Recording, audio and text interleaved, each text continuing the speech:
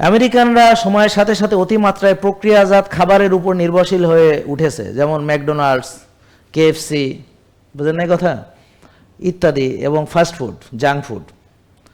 এবং আপনারা সাদা চামড়ারা যা করে সেটা অনুকরণ করেন। তারা সয়াবিন খেয়ে রুগী হয়েছে, আপনারা সয়াবিন খান। তারা ফাস্ট ফুড খেয়েছে, আপনারা ফাস্ট ফুড খান। তারা নাইট ক্লাব করেছে, আপনারা নাইট ক্লাব করেন। তারা সেরাফাটা পরেছে, আপনারা সেরাফাটা পরেন। হ্যাঁ, তারা অর্ধলঙ্গ হয়ে চলাফেরা করেছে, আপনারা তাই ফলো করেন, আপনাদের ছেলেমেয়েরা তাই ফলো করে। বুঝতে পারছেন? তো ভালো কিছু না, ভালো কিছু না, নষ্ট জিনিসগুলা, সাদা চামড়া নষ্ট জিনিসগুলো আপনারা ফলো করেন। নাকি ভুল বললাম? ভুল বলতেছি আমি? প্রমাণ দিতে পারবো তো। তাহলে দেখেন,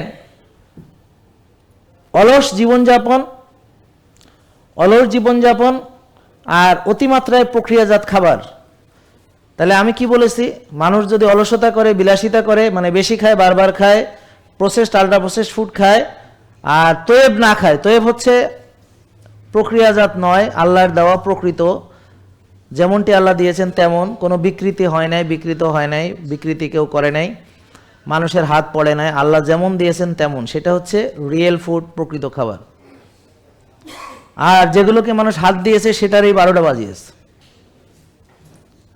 তাহলে প্রক্রিয়াজাত খাবার যারা খায়, অর্থাৎ যারা তয়েব খায় না, হালাল এবং তয়েবের বাইরে যারা খাবে, সব রোগী এবং আল্লাহর অসন্তুষ্টির পাত্রে পরিণত হবে।